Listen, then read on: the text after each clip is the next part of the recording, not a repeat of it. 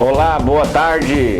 A partir de agora, aqui no canal Alta Cidade TV, a TV Web de Iporá, o programa CTV Esportes, de forma muito especial. Hoje vamos comemorar também, homenagear os flamenguistas, né? O Flamengo que teve 2 títulos aí em menos de 24 horas. Muito bem, a direção é de Marcelo Alves e João Batista Alves, trabalhos técnicos do Marcelo. E hoje ao meu lado o Pedro Freitas e o João Rodrigues, o famoso Piqui. Boa tarde, João Rodrigues. Boa tarde, Pedro. Boa tarde, Pedro. Boa tarde, Cássio. Boa tarde a todos que nos acompanham. E você esqueceu também, Cássio, de falar de um outro título que o Flamengo conseguiu ontem, que foi o Campeonato Carioca Feminino, em cima do Fluminense. Ou seja, mole, 3 títulos em menos de 24 horas. Não é para qualquer time, somente para o Mengão mesmo, viu? Pedro, boa tarde. Boa tarde, Cássio. Boa tarde, Piqui. É um prazer estar aqui com vocês mais uma vez. Principalmente uma segunda depois do Flamengo ser campeão da Libertadores do Brasileiro. Eu acho que assim, eu acho que vocês deveriam ser um pouquinho mais profissionais, né? Nós estamos num programa esportivo, deixar o amor, né, pelo Flamengo. Quero aqui agradecer a presença do meu amigo Hugo, ele que está trabalhando hoje em Iporá, está acompanhando também o nosso programa CTV Esportes. Para começar então, o Marcelo vai colocar a guitarrinha pra gente aí? Pra gente ouvir um hino, né, tocado na guitarra pelo flamenguista aí, né, uma homenagem simples, mas singela aos flamenguistas. Enquanto o Marcelo vai colocando aí, nós vamos... Já tá no ar? Coloca no ar então pra gente, Marcelo.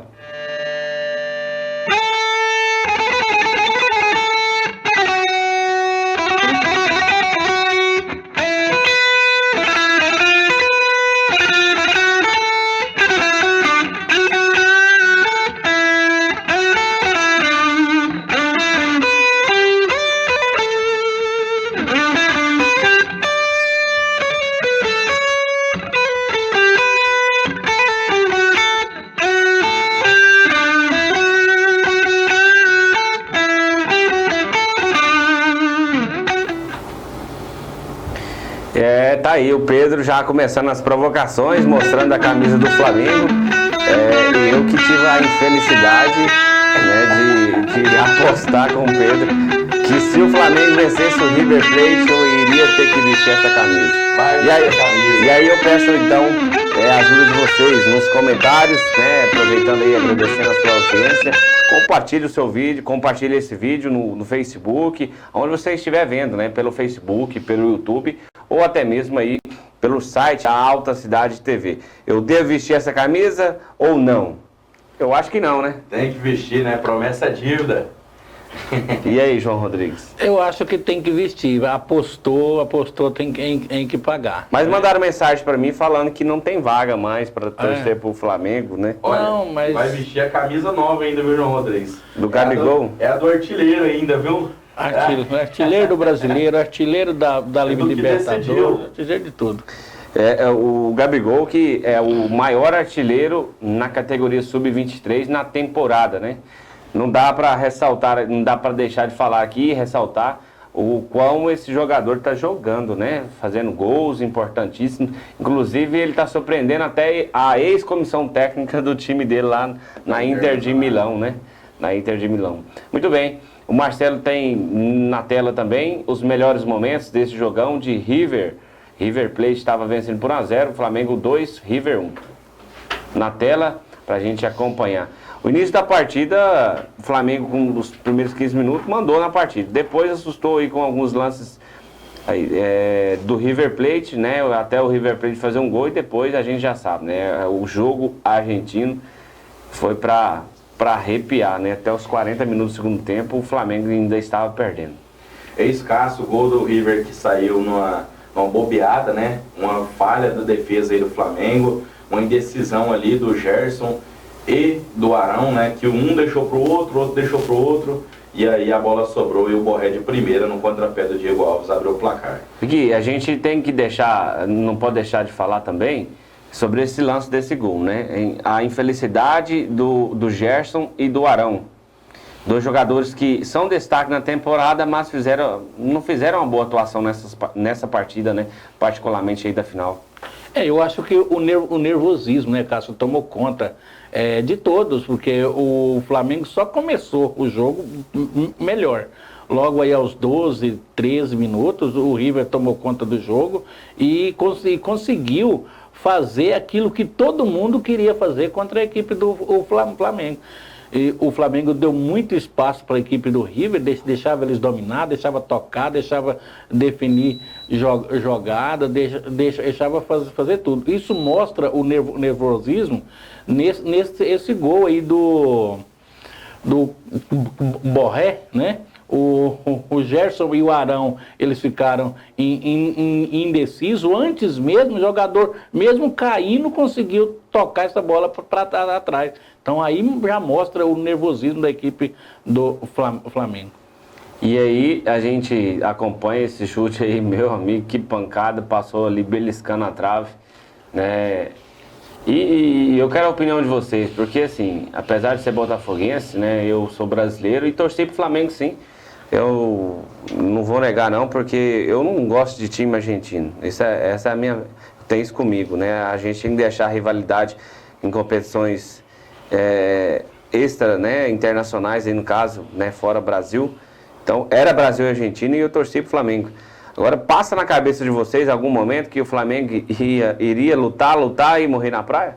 Olha, passou sim, Cássio, passou muitas vezes. E é bom a gente destacar, Cássio, que o River teve esse domínio de acalmar a partida, de não deixar o Flamengo criar, muito devido ao seu meio de campo, viu? No qual tem jogadores muito qualificados, como o Enzo Pérez, né? O Palácios, que Santa é o jogador Cruz, que foi né? expulso. Dela Cruz, né?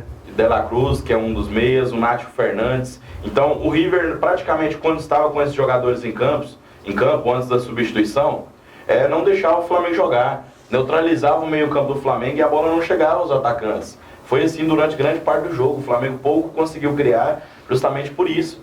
O Palácios, que é esse jogador que foi expulso no fim da partida, jovem, ele está sendo monitorado pelo Real Madrid, não é de à toa. Inclusive, jornais aí da Espanha noticiam que o Real Madrid deve fazer uma proposta oficial por ele. Então, o time do River, muito qualificado, ganhou o jogo no meio de campo enquanto esteve com o seu meio de campo titular. E ainda bem que o Marcelo Galhardo mexeu errado e o Flamengo conseguiu ter espaço aí para criar. Que a gente sabe que esses três caras da frente, quando tem a bola no pé, fazem a diferença. Pique, Agora, diante de, só te interrompendo um pouquinho, diante desse levantamento que o Pedro disse, graças às mudanças do treinador adversário, ele tirou 2 atacantes, né, praticamente um falso atacante, um meio-campista, né? Ele tirou esses 2 jogadores que marcavam pressão para colocar um volante e para colocar o Lucas Prato, que é Prato, né?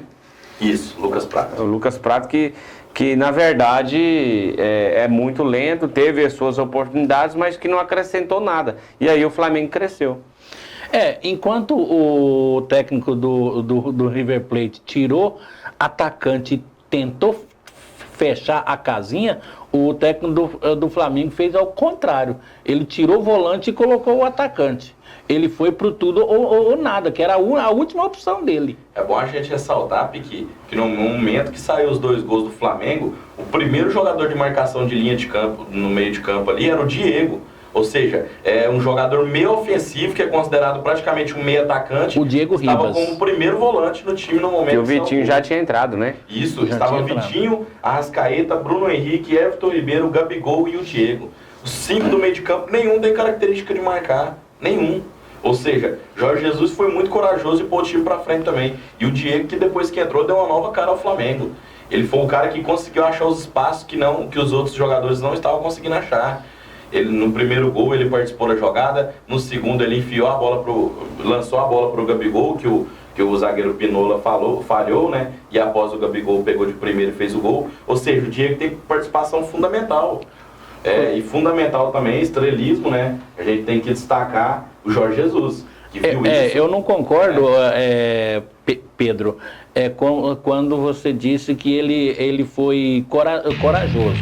Não, ele foi audacioso, porque era a única coisa que ele tinha para fazer depois de um ano de trabalho. Tá perdendo de 1, perde 10, né? Vem jogando, não importaria se perdesse de 1 ou de 10, como o Cássio disse. A última opção dele, a única que ele tinha, era partir para cima. Mas muitos treinadores ali mexeriam o quê? Tirariam um atacante e colocariam outro. Por isso que o futebol brasileiro hoje não está se destacando mais por conta disso. Exatamente. Porque então, eles tiram o ataque e fecham. Não, um gol é o suficiente. E isso não aconteceu. Agora, eu quero destacar o Bruno Henrique. O Bruno Henrique, nesse primeiro gol, ele é aquele jogador e que ele acha espaço onde não existe espaço. Você viu que tinha 2 jogadores na frente dele, atrapalhando ele conseguiu enfiar essa bola pro Arrascaeta, e o Arrascaeta simplesmente rolou ela pro Gabigol entrar com bola e tudo. Agora, eu não sei se vocês concordam comigo, o Arrascaeta também não foi bem na partida, né? Ninguém foi bem na Não partida. foi só o Arrascaeta, Bruno Henrique todos. também tava mal na partida. Porque o time do River Plate já vinha estudando o Flamengo há muito tempo. Ele sabia que quem arma a jogada do Flamengo, quem organiza o ataque do Flamengo, começa do Arão. É o Arão, o Gerson e o Arrascaeta. Isso vê que a hora que eles pegavam na bola já tinha 2 neles. Eles não davam espaço. Deu espaço, né? Não deu espaço. Ou seja, o técnico do River Plate já vinha estudando isso há muito tempo. E esse espaço apareceu justamente quando ele tira o Nátio Fernandes. Quando tirou ele. Um jogador de marcação, que Isso. joga, vamos dizer assim, parecido com o Gerson. Um cara que carrega a bola da intermediária defensiva até a intermediária ofensiva. E nesse momento que ele tira o Nátio, que era o cara que dava o primeiro combate, ali, que era o segundo homem de meio campo, o Flamengo começa a crescer na partida e com a entrada do Diego, começa a achar brechas, o Diego consegue encaixar passes decisivos e nenhum desses, o Arrascaeta rouba a bola do Prato, né? Destacar que o Arrascaeta roubou essa bola praticamente na intermediária defensiva, deu um carrinho no Prato, roubou a bola, tanto o Prato ficou aí conhecido como vilão, né? Por ter perdido essa bola. O Arrascaeta dá o carrinho, rouba a bola, liga o Bruno Henrique e ainda aparece dentro da área em infiltração para conseguir o passe pro Gabigol. Ou seja, destacar também que o cara não desistiu da jogada, roubou e ainda deu assistência no final. Agora, uma dor de cabeça a mais pro Jorge Jesus, Diego Ribas. Joga muito Né? bola. Joga muito, ele vinha parado, sem ritmo de jogo, na hora de uma decisão dessa, colocou ele e ele praticamente decidiu. O Jorge Jesus que vai ter trabalho aí, né? Até o final da temporada para escalar e manter a concentração desses jogadores para fazer ainda mais história no futebol brasileiro. O título do Campeonato Brasileiro também saiu ontem, né? Após o empate, né? Isso. De Palmeiras Não, e... perdeu 2-2. Derrota? 2-1. Qual o doido 2-1 aí? pro Grêmio. Uai, o Cássio tá desinformado. O Grêmio Quem saiu tá no empate? na frente, fez 1-0 de pênalti, o Palmeiras empatou. E o PP. Depois o PP, que é a revelação do Grêmio, virou o jogo. Muito bem, e aí o Palmeiras que perdeu a segunda colocação também com a vitória por 4-0 do Santos em cima do... 4-1, né? 4-1 em cima do Cruzeiro. Agora, vale ressaltar também, né, a campanha do Santos, né, com um time limitado, né, sem muitas estrelas, que, por exemplo, o Palmeiras é um time que foi campeão brasileiro em 2018, o Flamengo tem um alto investimento. E a pergunta também que fica, o Cruzeiro é o time que mais decepciona para vocês também nesse Campeonato Brasileiro? Eu acho que sim. Nesse Campeonato Brasileiro, o Cruzeiro, salvo me engano, em 2017, 2016, que o Cruzeiro foi bicampeão, não me lembro direito, é uma equipe que ninguém imaginava onde o Cruzeiro vai estar hoje. Né? Está lutando para não ser rebaixado. 2013, 14. Isso. Ele foi tri, né? Então, o Cruzeiro hoje é a maior decepção do Campeonato Brasileiro. Agora, quanto ao Santos, mostra mais uma vez a mão do treinador. É outro treinador que não é brasileiro, audacioso, ele sabe jogar para cima e nenhuma estrela. Só para se ter uma base, o Pará era reserva do Flamengo, é titular no Santos hoje.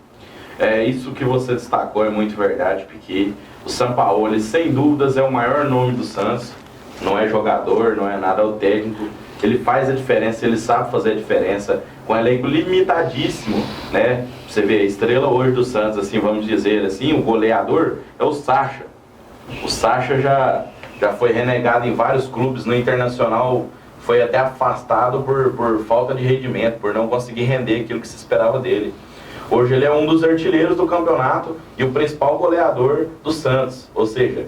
Então o Marinho também, né? Marinho, né? Marinho, então, que era reserva no Grêmio, era não conseguia reserva, nem aparecer. Hoje está lá, um dos goleadores também.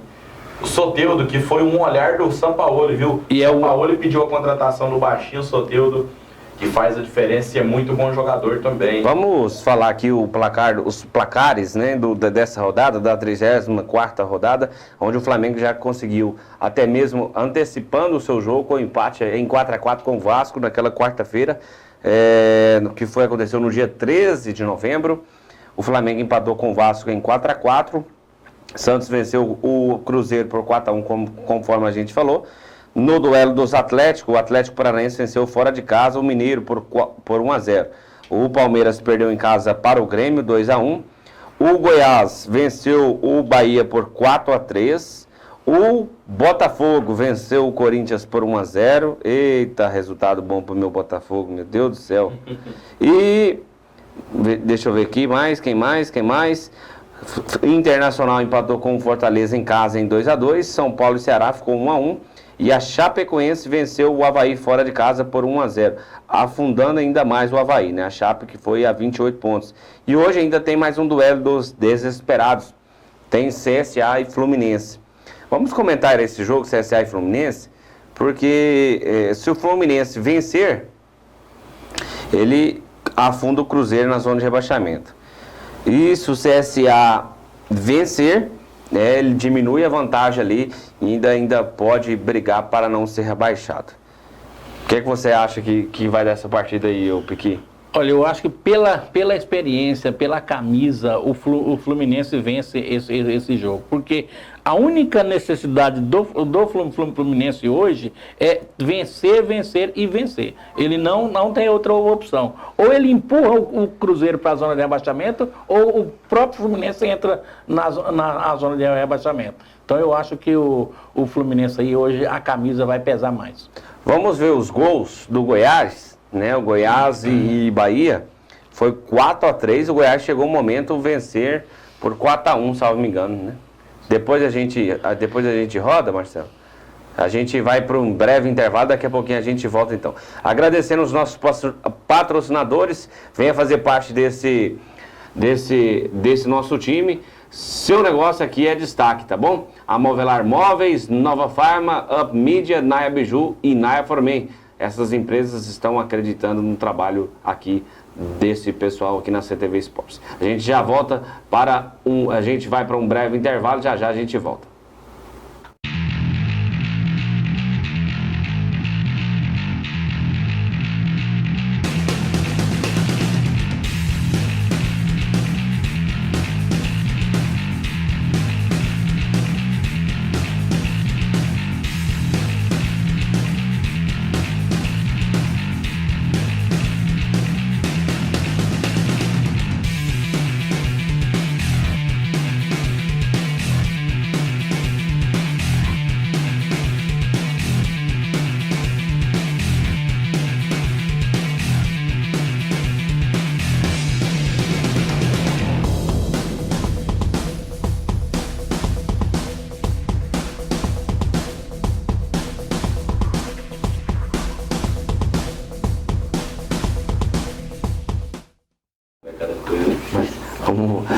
Muito bem, de volta aqui no ACTV Esportes. A gente estava aqui na zona, né, no intervalo e comentando aqui sobre alguns vídeos que queriam colocar. Mas como eu não autorizei, então não vai ser rodado esses vídeos aqui dos flamenguistas comemorando vitória, não.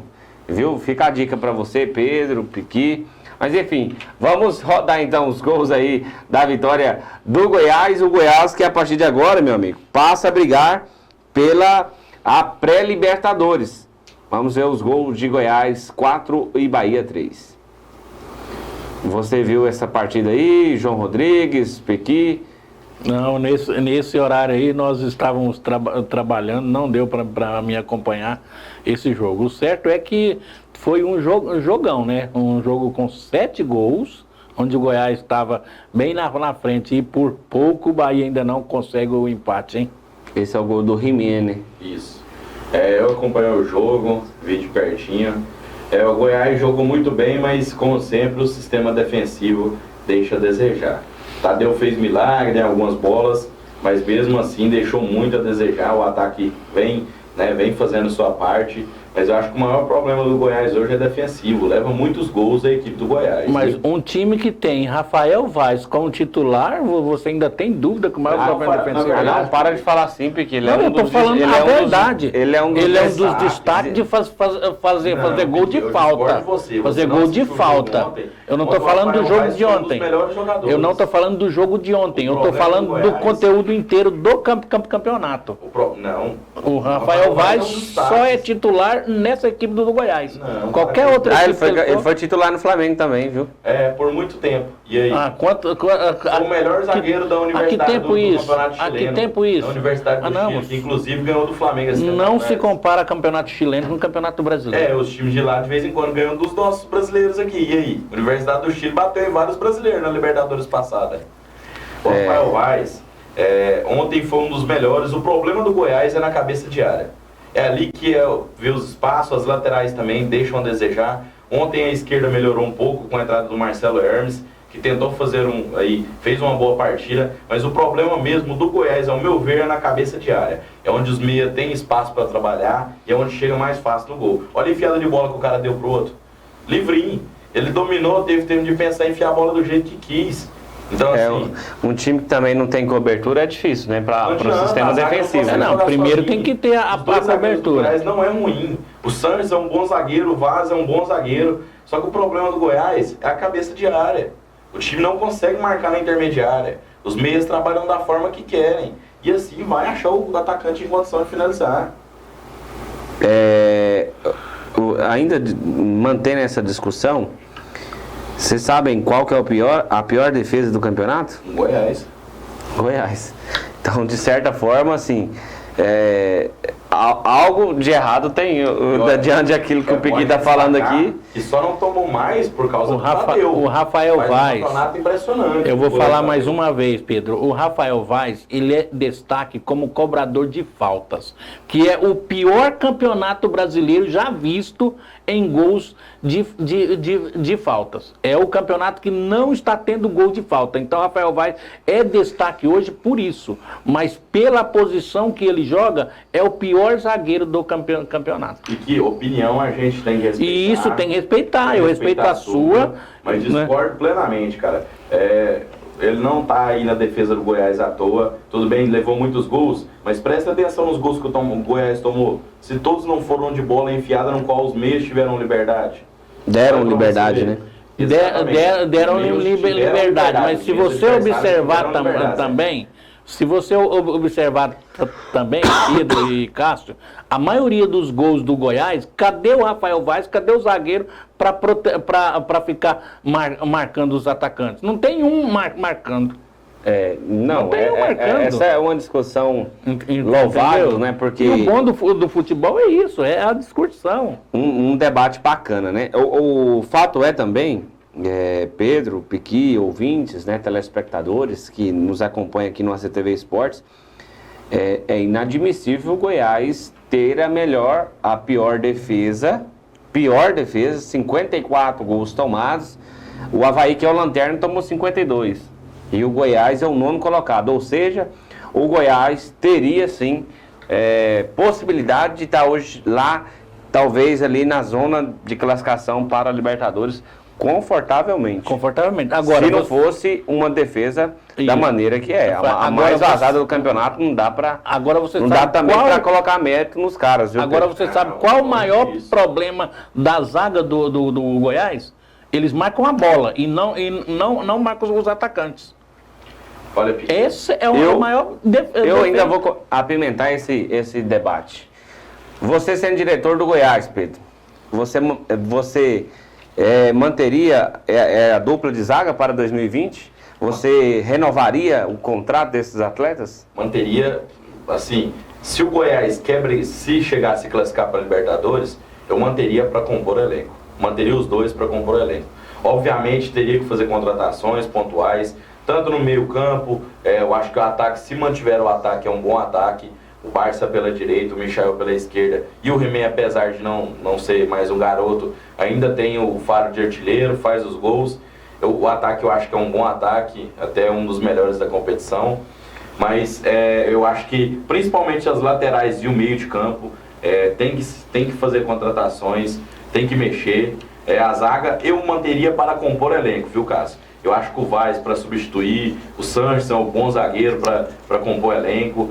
Eu manteria para compor elenco. Mas sem dúvida, se o Goiás quer brigar na Libertadores, quer ser alguém, vai ter que ir ao mercado e se reforçar. Ou seja, a pergunta foi, manteria a zaga? O Pedro disse não. Porque para compor elenco, eles não servem para jogar. Compor elenco, Pedro, pois é. Então, quer dizer, nem você está satisfeito com a zaga. Porque se você mantém para compor elenco, se machucou um, aí sim, fulano, é você. Dê a sua opinião, Piqui. Eu não manteria. Eu também. Desde o volante até a zaga. Na verdade, eu não manteria os dois zagueiros. Eu acho que... Muito fraco. A minha opinião também é. Muito fraco.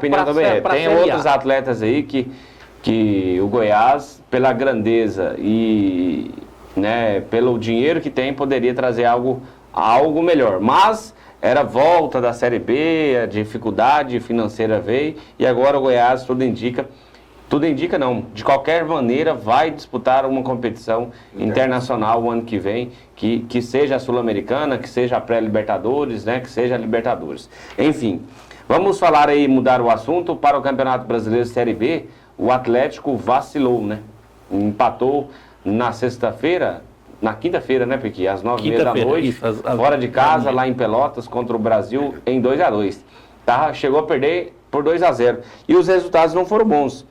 O América venceu, o Coritiba empatou contra o Bragantino. Já era de se esperar. O Coritiba venceu o Bragantino. Venceu. Já era de se esperar esses dois resultados. Eu disse eles na quinta-feira. Eu disse que o América não perderia o jogo, o Coritiba não perderia o jogo. E eu ainda vou mais a fundo ainda. Na próxima rodada, América e São Bento, o América vence. Curitiba e Vitória, o Curitiba vence. Ou seja, você sabe quando que o Atlético perdeu a classificação? Aquele dia, justamente aquele dia, só que perdeu para o próprio Bragantino, que nós estávamos lá, no último lance, nem no último minuto não foi. O Atlético vencendo o jogo, no último lance o Bragantino empatou. Ali já foi um erro. E o segundo erro, demitiu o Wagner Lopes. Ali o Atlético desistiu. Na verdade foram muitos empates, O Atlético teve 16 empates. Mas se tivesse segurado aquele lá, era 2 pontos a mais. Já venceria o América hoje. Você tem uma noção aí, o Atlético agora acabou as chances. Acabou a chance, não sobe mais. Não, ele tem que vencer e torcer pro Vitória. O jogo do Vitória e Curitiba é jogo de compadre. O Vitória está com 45 pontos, não sobe, não cai. Vai entregar o jogo. Igualzinho o Bragantino fez ontem. O América já pega o São Bento rebaixado, vai lá, paga o mês de salário dos jogadores do São Bento, pronto, liquida o jogo. Eu não acredito nessas possibilidades. No futebol tem isso. Infelizmente tem. Nós temos que falar a realidade do futebol. São Bento que tá jogando como nunca jogou, né? Ganhando de adversários aí da parte de cima da tabela. Vamos torcer aí pelo futebol goiano, né? Tomara que o Atlético... ao meu ver, também é mínima. É mínima. A partir do momento que um time passa a necessitar só de si mesmo e passa a torcer para outros times para conseguir alguma coisa, eu acho que nem merecimento ele tem mais. Não, se ele dependesse única e exclusivamente dele, tudo bem. Mas hoje não. Hoje ele tem que vencer e torcer para um dos times perder. Coisa que não é fácil. Bom, gente, saiu a tabela do Campeonato Goiano 2020, né? O Iporá Esporte Clube vai estrear fora de casa no dia 22 contra o Goiânia Esporte Clube. O Goiânia ainda que também não anunciou jogadores, não anunciou a comissão técnica, né? Está ainda na mesma fase do Iporá. E hoje pela manhã entrei em contato com o Pezão, né, o Milton Pezão, o presidente do Iporá Esporte Clube, se comprometeu a estar conosco aqui no ACTV Esporte na próxima quinta-feira, ao meio-dia aqui no ACTV Esporte, né? Ele vai estar conosco aqui falando em toda a expectativa do Iporá. Iporá já tem alguns jogadores fechados, todo mundo sabe, né? Alguns nomes todo mundo já até sabe, né? Mas nós não, por respeito à diretoria, por entender a dificuldade financeira do Iporá Esporte Clube, também a gente não tem até o porquê de anunciar esses jogadores. Mas fato é que foi anunciada a tabela. Na quinta-feira eu comentei aqui com o Pedro estava aqui comigo, o João Rodrigues não conseguiu vir. Eu falei que a tabela sairia no dia 22, porque tem 60 dias, rege no estatuto do torcedor que todas as federações têm 60 dias para divulgar a tabela, né, antes que a competição comece. Então, quinta-feira era o último dia, às 5 horas da tarde, mais ou menos, por exemplo, foi anunciado pela Federação Goiana de Futebol, noticiado, publicado, né, a tabela e o regulamento da competição. Tá bom? O Iporá joga fora de casa, no Estádio Olímpico contra o Goiânia às 20h30. E no domingo, a próxima rodada, segunda rodada, já é contra o Goiás Esporte Clube. João Rodrigues, né, diante dessa informação, você acha que é uma estreia boa para o Iporá? Já pegar de cara, fora de casa, o Goiânia? Um time que fez uma boa competição, chegou na semifinal do Campeonato Goiano em 2019, mas é um time que se equipara com o Iporá, por exemplo, ou você discorda? Olha, a equipe que está disputando a primeira divisão do Campeonato Goiano, ela não pode escolher adversário, né? Então eu acho que vai ser uma estreia muito boa mesmo para a equipe do Iporá. Primeiro, que vai estrear fora de casa. É uma equipe forte? Não. No momento o Goiânia não mostra medo a ninguém, né? Mas é uma equipe de tradição, até hoje não contratou ninguém, mas pode esperar. O Goiânia, ele mostra um pacote fechado de uma vez. Quando o Goiânia colocar na mídia, ele já coloca aí 10, 12 ou 15 atletas. O Goiânia toda a vida é assim. Então eu acredito que vai ser uma estreia muito, muito boa, apesar de ser fora de casa. O Iporá tem a sequência, né, no primeiro turno, né, agradecendo aí ao Iporá Mil Grau, né, que nos mandou essa foto aqui. Vamos divulgar então. O Goiânia, né, recebe o Iporá na primeira rodada, depois o Iporá recebe o Goiás. Na terceira rodada, o Iporá recebe no Feirão também o Craque. Depois 2 jogos fora, né, contra o Anápolis e o Grêmio Anápolis, lá no Jonas Duarte. Já pode ficar por lá mesmo, né? Mas é uma semana. É uma semana. Ah, tá. Eu pensei que era no somente as 3 primeiras rodadas, que são quarta, domingo e quarta. Depois é sábado, né? E também no outro sábado. E aí depois, no dia 16 de fevereiro, né, o Iporá recebe o Jaraguá, finalizando aí então o primeiro turno. Então, menos de um mês, fecha o primeiro turno do Campeonato Goiano. O Iporá Esporte Clube, que vai passar para nós algumas informações, é claro, aquilo que for possível do Júnior Pezão, né? Júnior Pezão não, né? Milton Pezão presidente do Iporá Esporte Clube. Pedro, você achou também que foi uma estreia boa? O que você imagina aí na competição? Você que está aí, vai ser sua primeira experiência em coberturas do Campeonato Goiano. Olha, Cássio, eu acho que dentro do possível, o Goiânia é um adversário que o Iporá tem chances aí, e eu acho que até chances maior do que o Goiânia de vencer a partida.